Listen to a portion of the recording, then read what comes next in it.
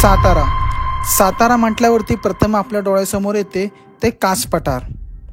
Kas पठारालाच the flower of valley म्हणून एक विशिष्ट ओळख आहे. आणि कास पठाराचा एक असा भाग आहे जो आजपर्यंत लोकांसमोर आला नाही. आणि याच कास पठाराच्या घनदाट जंगलात अभयारण्यात काही गावं वसलेली आहेत. आणि ह्या गावातली लोक कोणत्या प्रसंगावरती मात करून त्यांचं जीवन जगत आहे ते मी आज तुम्हाला दाखवणार आहे. हा जो प्रसंग घडलेला आहे तो झुंगटी आणि कात्रेवाडी ह्या गावामध्ये घडलेली एक घटना आहे. ह्या गावामध्ये एका महिन्यामध्ये जवळजवळ 3 हल्ले वेगवेगळ्या ठिकाणी झालेले आहेत. तर आज आपण ह्याच हल्ल्यांचा शोध घेणार आहोत. तर आज आपण आलो आहोत साताऱ्यातील कास पठारावरतील ह्या घनदाट अभयारण्यामध्ये वसलेली काही गावं आहेत. त्या गावामध्ये जाऊन आज आपण हा व्हिडिओ बनवणार आहोत. तर आता मी झुंगटी या गावामध्ये आलो आहे जिथं की 2 माणसावरती प्राणघातक हल्ला झाला आहे अस्वलांनी. आणि पाहिलं तर ह्या गावामध्ये वर्षानुवर्ष महिन्यानुमहिना इथं हल्ले होतच राहतात. कारण की तुम्ही हे गाव बघता आणि गावाच्या साईडून बघत असाल तर टोटली जंगल गाव आहे. तर माझ्या शेजारी आहेत इथले गावातले ग्रामस्थ वनिता पांडुरंग कोकरे. ते आपल्याला त्यांच्यापाशी आपल्याला घेऊन जाणार आहे, ज्यांचं नाव आहे धोंडीबा बाबू कोकरे. त्यांच्यावरती काही वर्षापूर्वी एक हल्ला झाला होता, प्राणघातक हल्ला. तर आता आपण त्यांच्याशी बोलूयात. त्यांचं घर जे आहे तुम्ही ते माझ्या मागे बघत असाल तर तिथं आता आपण चाललो आहोत. तिथं आपण त्यांच्याशी बोलूयात. या आता आपल्यासोबत आजी आहेत. आजी आपल्याला त्यांच्या घरापाशी घेऊन चाललेले आहेत. आजी आपलं काम सोडून आमच्या सोबत आलं ते आमच्यासाठी खूप मोठं आहे.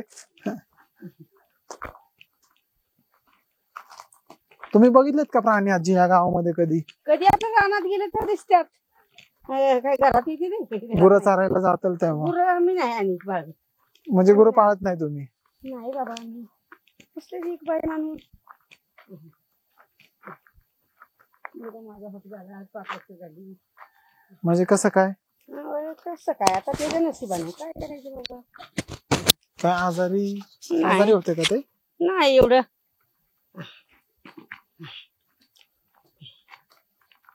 गेली का बाया ती आईच्या घरात? इथे का राहिला त्या? हो त्यांच्याच घरी. अयो अयो यो यो यो यो यो आवाज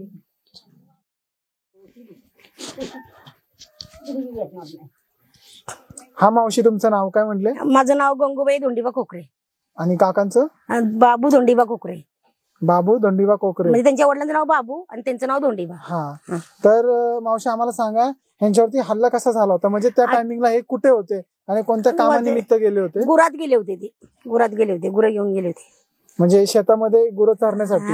रानात चारण्यासाठी. रानात चारण्यासाठी. आणि तो हल्ला कशा प्रकारे झाला होता? की वरनं अस्वली सुटून डायरेक्टच आल्या. कुत्रा बित्र नव्हतं संघ, डायरेक्टच आल्या. डायरेक्ट आलं. आणि त्या टायमिंगला म्हणजे कितीच्या सुमारास झालं होतं? हे झालं सुमारास. कितीच्या सुमारास झालं? 12च्या का 1च्या? कितीच्या सुमारास झालं? किती वाजता झालं? तरी 3-3:30च्या सुमारास. हा असं झालं. दुपारच्या 3-3:30च्या मी मैताला खाली गेले होते. आमची आज सासू वारली तिकडे, मी मैताला गेले होते. आणि म्हणजे किती अस्वलांनी यांच्यावरती हल्ला केला? 2 अस्वलीने. 2 अस्वली. आणि मग तेव्हा हे अस्वलींच्या तावडे म्हणजे अस्वलींच्या कचात घावले जेव्हा सापडले तेव्हा यांनी यांचं स्वतःच संरक्षण कशा प्रकारे केलं? काय नाही, ते बेशुद्ध पडले. त्या गेल्या जेव्हा टाकून गेले ना तेव्हा त्यांना सूद आली. तेव्हा जरासं घरात आले. मग घरातल्या गाववाल्यांनी गाडी केली आणि उचलून सातारला शिवीला नेले. ओके. आणि मला दाखवू शकता का तुम्हाला म्हणजे कुठं कुठं त्यांनी चावा घेतला? कुठं कुठं चावलं तुम्हाला अस्वल? काकांचा थोडा ऐकण्याचा प्रॉब्लेम असल्यामुळे मला त्यांच्याशी थोडं मोठ्याने बोलावं लागतंय. इथं शेवटे सगळं चावलं. इथे हे चावलेले बघा. असता फाड्या असं ही बोट ना कठीण काही एकदम. तर ही बोट मोडले ते. ती 2 बोट मोडले. ही 2 बोट मोडलेली तुम्ही पाहू शकताय बघा इथं. पहिला जो या गावामध्ये हल्ला झाला होता ते यांच्यावरतीच हल्ला झाला होता. हा पहिला हल्ला. हा हे पहिला हल्ला आहे. पहिलाच. पहिले आणि मांडीला पण चावले होते ना? हे मांडीचे 35 टाका पडला होता. 35 टाका पडला. ते फोटो असो का ते कुठे टाकले? हे बघा मांडीचे इकडून त्यांना सुद्धच नव्हती, 3 दिवस सुद्धा नव्हती, रक्त होतं तिथे अंगातलं इथं गेलं. बघा, तुम्ही बघू शकता आसुलीचे अक्षरशः दात रवलेले तिथे, इथून इथपर्यंत आणि इथून एवढं अख्खं फाटलेले. टोटल 35 टाके पडले होते. 35% पडले होते. आम्हाला ती जागा दाखवू शकता का जिथे त्यांच्यावरती हल्ला झाला? ही जागा इथून किती किलोमीटर अंतर असेल? 2-3 किलोमीटर देऊळ जरा 1-1.5 किलोमीटर असेल. इथंच मालकीच झालं म्हणलं ना. तर इथं आम्हाला वरती जागा दाखवता का जवळची जिथं जागा झालं लांब होतं? आहे, लांब आहे. मी जाणार जमा करतोय मी. इथं जागा दाखवा ना थोडं वरती. पाण्याचं टाकीवर दाखवतो, हा. पाण्याचं टाकीवर, पाण्याचं टाकीवर. ह्या पाण्याची टाकी ह्या पाण्याची नाही पुढचे. मी कसा मी जातो. आता आपण काकांसोबत त्या जागेवरती जाणार आहोत इथं दाखवा जिथं वरती थोडं, म्हणजे ताल्यात यांच्यावरती वरती हल्ला इथं- झाला होता. इथं- आणि ती जागा मी तुम्हाला दाखवतो. ती जागा कशी आहे, कारण की इथली लोक कशी सर्व्हाइव्ह करतात जीव मुठीत घेऊन, ते मी आता तुम्हाला दाखवतो. आता आपण आपल्याला काका घेऊन तिथं चालले आहेत. चला, हे काढे. राहू दे. आता आपण त्या ठिकाणी चाललोय, तर माहित नाही किती किलोमीटर अंतर आहे. आपण पुढच्या जंगलामध्ये चाललोय.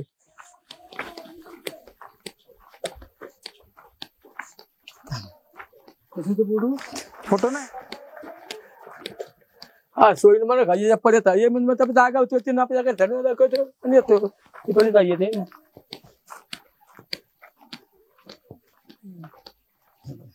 आणि इथं बघितलं तर मित्रांनो आहे ना, जागोजागी गुहा आहेत.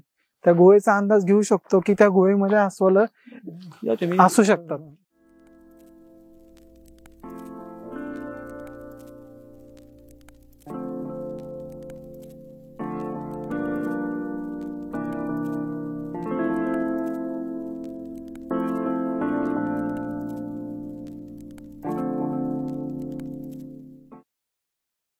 अस्वल बघा तिकून आली आहे आणि माझी जनावर ह्या बाजूने आली.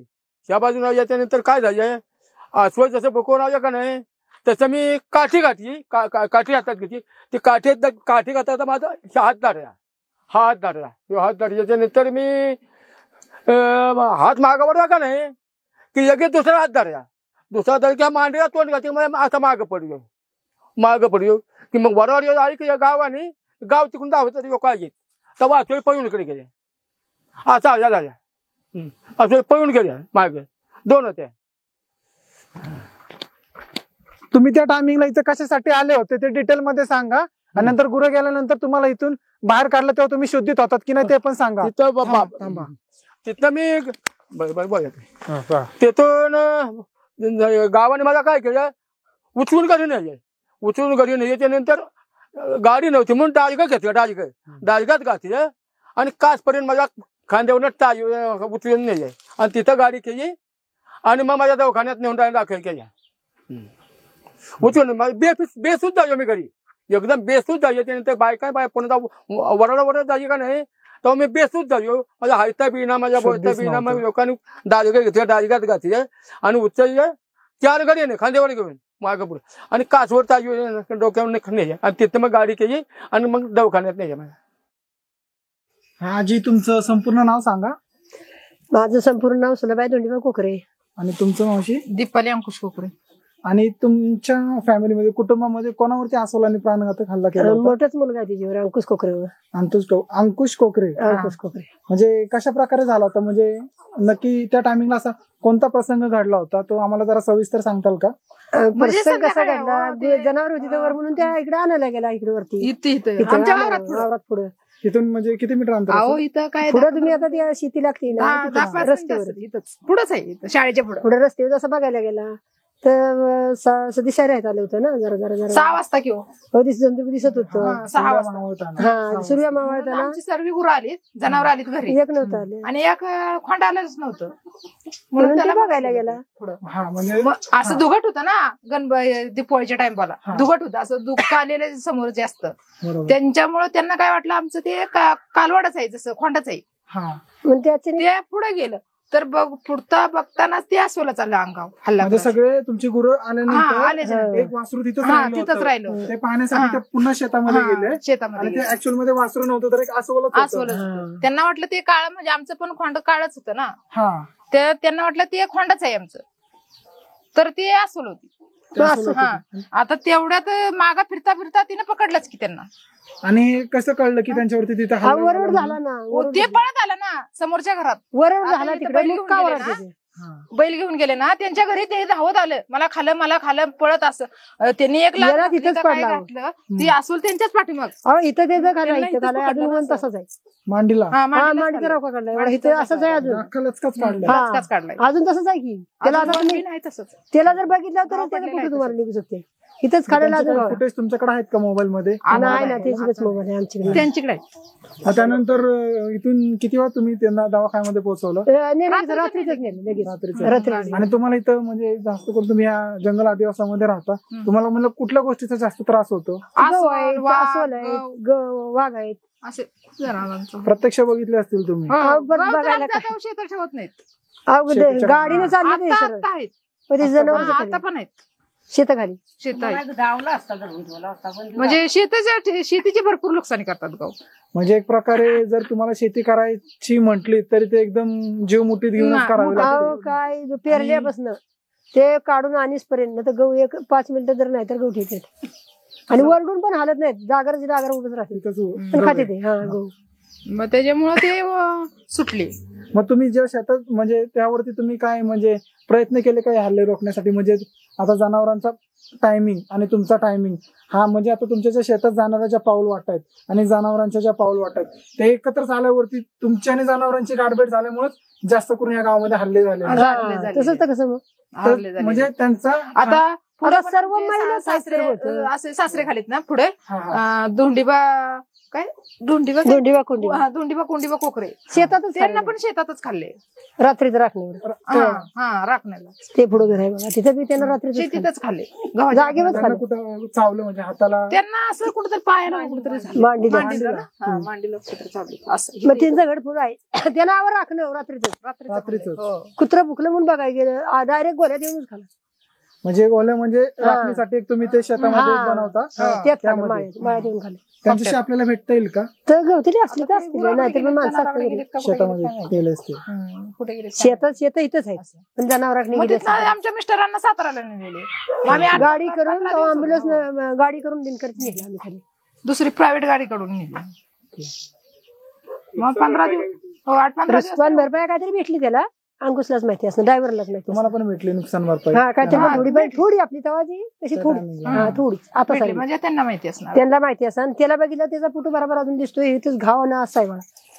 मांडीचा लचका म्हणजे इथंच काढलेलं आहे, असंच ओढलेलं आहे. आणि इथं हल्ला करता करता वरडला म्हणून लोक गेली, म्हणून त्यांनी लगड झालं म्हणून ती गेली. म्हणजे जास्त लोकांचा आवाज आला, त्यांच्यावरती जास्त ते वाचले, जरा वाचले, पळत आले त्यामुळे ते तिकडं पुढेच होतं ना. या कुठला त्याचा वराडला ना ते, म्हणून लोक म्हणजे आता कोणतं वरडतं, आता कोण वरडतं, गावकऱ्यांनी सगळ्यांनी लोट केला म्हणून सुटले, असं झालं. त्याचं तसं त्याला खाला असतं. आणि पोरगीचीच जात ना ती, जरा चलाक नाही का? बरोबर, तुमची जरा चलाक नाही का जराशी, म्हणून ती हे केलं.